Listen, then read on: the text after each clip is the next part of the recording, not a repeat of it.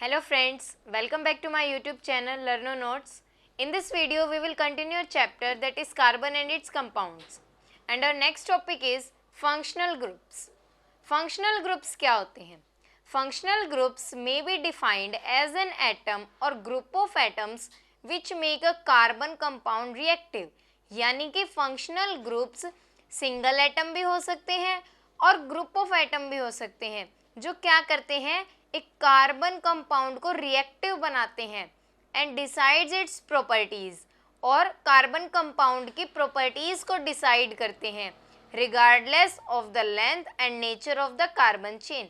यानी कि carbon chain कितनी भी लंबी हो सकती है, लेकिन जब उसके साथ कोई फंक्शनल ग्रुप लग जाएगा तो जो कार्बन कंपाउंड है उसको वो क्या बना देगा, रिएक्टिव, और साथ में उसकी प्रॉपर्टीज भी अब यही डिसाइड करेगा।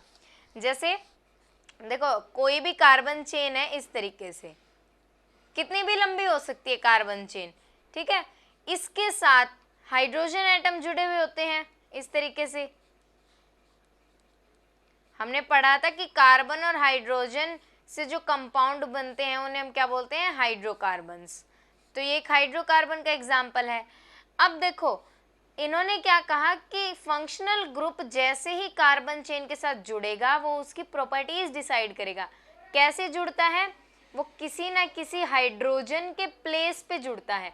मान लो फंक्शनल ग्रुप हमारा क्लोरीन है, हमने एग्जांपल ले लिया कि क्लोरीन फंक्शनल ग्रुप है, तो हाइड्रोजन को रिप्लेस करके हम यहाँ पे क्लोरीन जोड़ देंगे।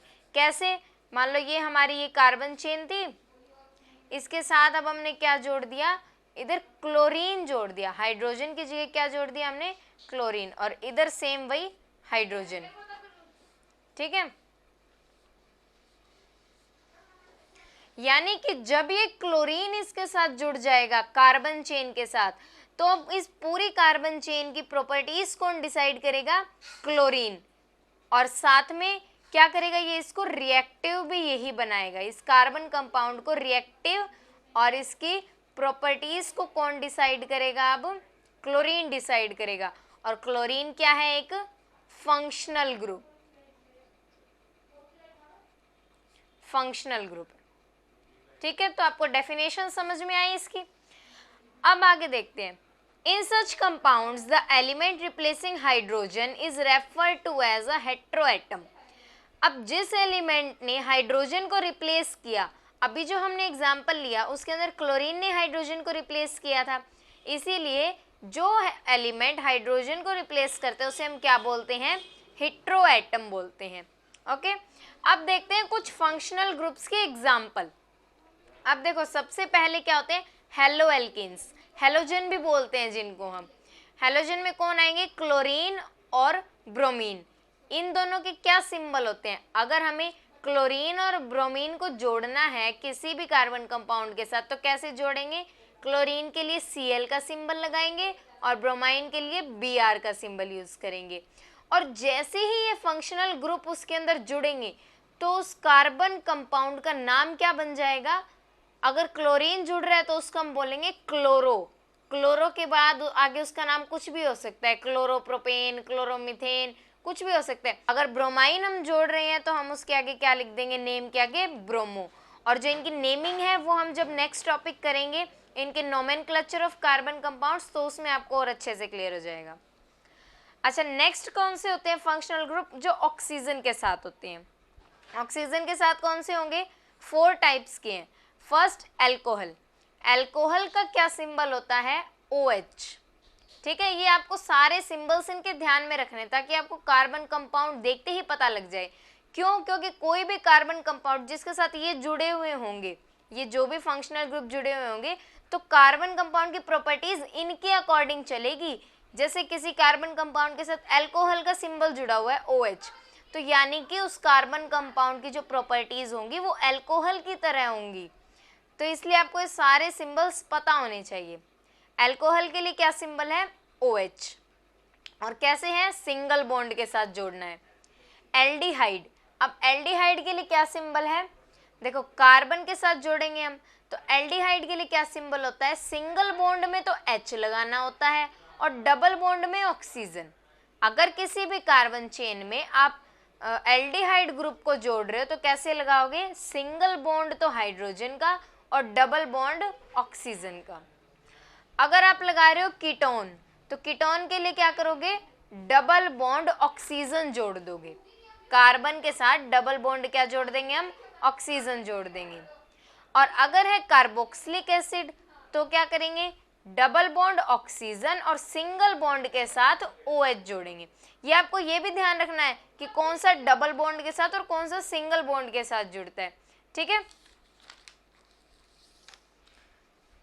नेक्स्ट टॉपिक है होमोलॉगस सीरीज। होमोलॉगस सीरीज क्या होती है, a series of compounds in which the same functional group substitutes for hydrogen in a carbon chain is called a homologous series। ऐसी सीरीज कार्बन कंपाउंड्स की जिसके अंदर क्या हो, सेम फंक्शनल ग्रुप हो। अब देखो सेम फंक्शनल ग्रुप का क्या मतलब है, यहाँ पे हम लेते हैं यहाँ पे एग्जांपल। सेम फंक्शनल ग्रुप का मतलब है कि या तो हमें जितने भी दे रखे हैं,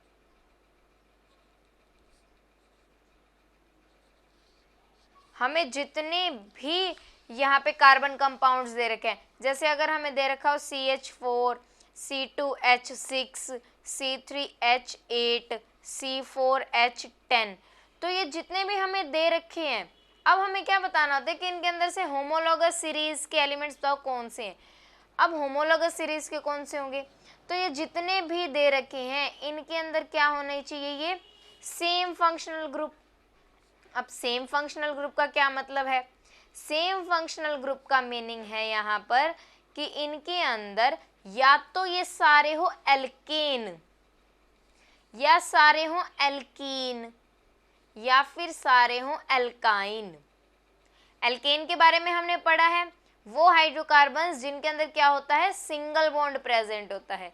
एल्कीन वो हाइड्रोकार्बन्स जिनमें डबल बॉन्ड प्रेजेंट हो, और एल्काइन जिनमें ट्रिपल बॉन्ड प्रेजेंट हो। लास्ट वीडियो में हमने डिस्कस किया है what are alkanes, what are alkenes and what are alkynes. तो यानी कि सेम फंक्शनल ग्रुप का क्या मतलब है, या तो ये सारे एल्केन होने चाहिए, या एल्कीन, या एल्काइन, तो ये होता है सेम फंक्शनल ग्रुप का मतलब। और साथ में क्या होना चाहिए, ये इनकी कंटिन्यूटी होनी चाहिए। कंटिन्यूटी इंक्रीजिंग ऑर्डर में कैसे, देखो यहाँ पे CH4 है, CH4 क्या होता है, एल्केन होता है। C2H6 भी क्या है, एल्केन। C3H8 भी क्या है, एल्केन। और C4H10 भी एल्केन। हमें कैसे पता लगा ये एल्केन है, जनरल फॉर्मूला से। मैंने आपको लास्ट वीडियो में बताया था जनरल फॉर्मूला एल्केन का ये होता है। अब आप इनके अंदर चाहे कोई भी पुट करके देखो, यहाँ पे कार्बन का 1 एटम है तो यहाँ पे पुट करके देखो, C1 बनेगा, 2 1 2 प्लस 2 4, CH4 बन गया। ऐसे ही कार्बन का यहाँ पे 2 पुट करके देखोगे तो C2H6 बनेगा, 3 पुट करोगे तो C3H8 बनेगा, 4 पुट करोगे तो क्या बनेगा, C4H10। यानी कि ये सारे क्या हैं, एल्केन ग्रुप के हैं, सारे के सारे क्या हैं, एल्केन है। और कार्बन का जो नंबर है, देखो यहाँ पे कार्बन 1 है, यहाँ 2, इधर 3, इधर 4, यानी कि एक इंक्रीजिंग ऑर्डर में चल रही है और सीरीज है। यूँ नहीं है कि आगे पीछे कहीं 1 आ रहा है, कहीं 14 आ रहा है, नहीं, ऐसी सीरीज है जो क्या चल रही है, इंक्रीजिंग ऑर्डर में चल रही है और सेम फंक्शनल ग्रुप है, तो उसे हम क्या बोलेंगे, होमोलॉगस सीरीज। अब होमोलॉगस सीरीज के कैरेक्टरिस्टिक्स क्या होते हैं, all members of homologous series have same general formula. Same general formula होगा। हमने ये जो एग्जांपल लिया इसके अंदर क्या था, जो भी हमने 4 लिए थे होमोलॉगस सीरीज के अंदर, उन चारों का क्या था, सेम जनरल फॉर्मूला था। अब हमने ये कह दिया कि या तो एल्केन हो या एल्कीन हो या एल्काइन हो। अगर सारे एलिमेंट, सारे जो कार्बन कंपाउंड्स है वो एल्केन होंगे तो ये तो ऑब्वियस सी बात है कि उनका जो जनरल फॉर्मूला है वो सेम ही होगा, क्योंकि सारे एल्केन का फॉर्मूला सेम ही होता है। अगर ये एल्कीन होते तो भी इनका जनरल फॉर्मूला सबका सेम होता, अगर ये सारे एल्काइन होते तो भी जनरल फॉर्मूला सेम होता। क्या मतलब है कि all members of homologous series, यानी कि जितने भी होमोलॉगस सीरीज के मेंबर्स आएंगे have same general formula, same general formula उनका होना चाहिए। Second, CH2 difference between each member, हर मेंबर के बीच में CH2 का डिफरेंस होता है। यानी कि ये देखो, हमने जो ये फर्स्ट है हमारा, सेकंड क्या है C2H6। तो देखो यहाँ पे सिर्फ एक कार्बन फालतू है, इधर कार्बन 1 है, इधर कार्बन 2, यानी कि एक कार्बन और हाइड्रोजन कितने ज़्यादा हैं यहाँ पे, 2 हाइड्रोजन के एटम, यानी CH2 का डिफरेंस। ऐसे ही इधर भी एक कार्बन ज़्यादा है और 2 हाइड्रोजन ज़्यादा है, तो यानी कि CH2 का डिफरेंस होता है बिटवीन ईच मेंबर।